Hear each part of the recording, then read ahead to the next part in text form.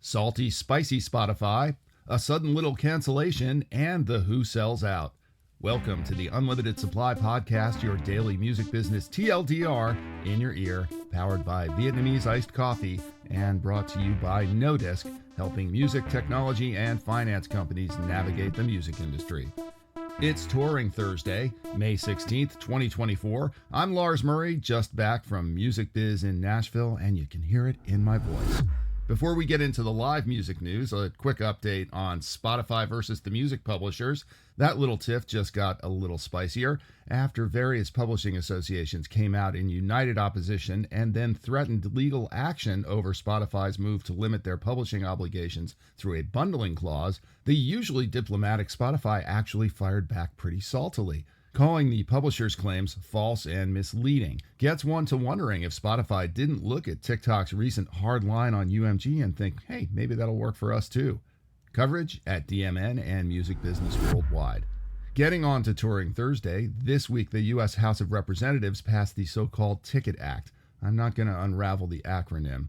It now moves on to the Senate for consideration. Between this legislation and the anticipated Justice Department moves against Ticketmaster Live Nation, seems there's a lot of hay to be made in an election year on live event reform. Live Nation and Ticketmaster are actually pretty good at the game of politics, so we'll see how much of this actually goes through.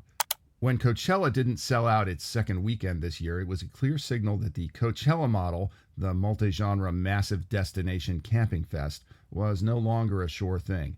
Chalk it up to pricing, audience fragmentation, cultural fatigue, artists preferring their own shows, or whatever. It's not just Coachella and actually also Bonnaroo that have seen better days. At least they didn't have to outright cancel like Pittsburgh's Sudden Little Thrills Festival, which was supposed to feature The Killers, SZA, and local hero Wiz Khalifa, and a generally pretty solid lineup.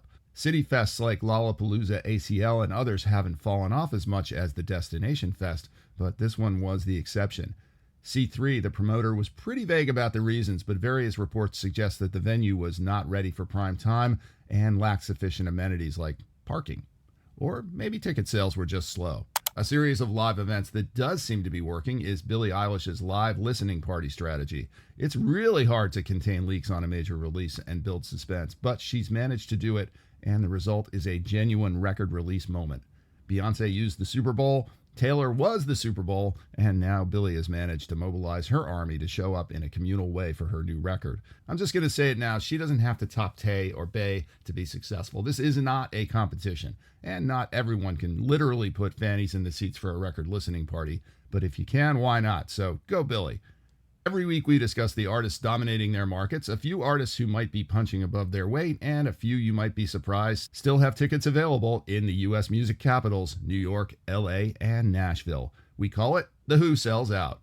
In Nashville this week, once again, you will not be getting into Eric Church's 19-date residency at Chiefs without a little chicanery or connections. You're probably as tired of hearing about that from me as Eric is of hearing about his Stagecoach set. However, if you want to experience the Chiefs experience on Broadway, I'd highly recommend Sunny Sweeney on Saturday night. Still some tickets available at Face.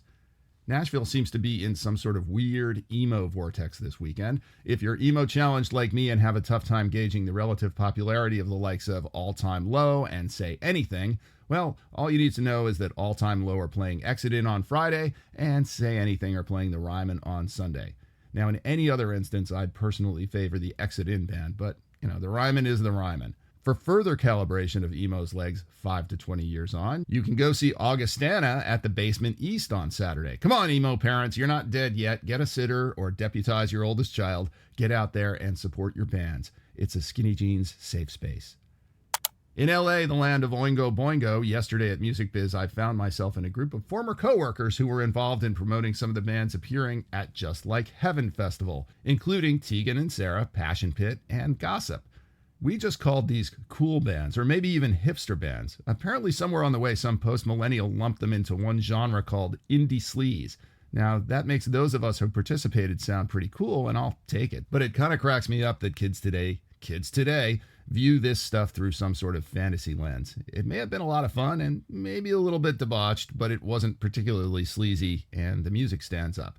Anyway, if you want to indulge your post-millennial indie sleaze cosplay fantasy, Just Like Heaven Fest has plenty of tickets available at Face at the Brookside Golf Club at the Rose Bowl this weekend. On the other hand, if you're in LA and you're looking for some authentic, non-indie, straight out of Florida sleaze, Justin Timberlake is a sellout Friday at the Kia Forum. The Forget Tomorrow tour is actually well named because you can forget about going to see him tomorrow without paying a boatload extra. Secondary market starts at $200. Of course, if you want to avoid post-millennial genre hair-splitting altogether, just go see Gen X Heroes Teenage Fan Club at the Terragram on Friday night. Tickets are available at a bargain $30 Face. In New York, where they know nothing of Oingo Boingo, Friday alone is stacked. Morgan Wallen is a sellout in the swamps of Jersey at MetLife Stadium on Friday. Secondary market tickets start at $233. But really that night, just go see the Avett Brothers at Forest Hills Tennis Stadium. You can buy tickets at Face, you can take the train, and you don't have to feel any moral ambiguity. You'll actually feel like a better person. Speaking of the Avetts, if he wasn't on Avett duty and they weren't sold out, Avett Brothers manager Dolph Ramser might be tempted to see one of his favorite bands at Brooklyn Steel on Friday. By which I mean Echo and the Bunnymen. What can I say? The man has exquisite taste. Secondary market starts at $90.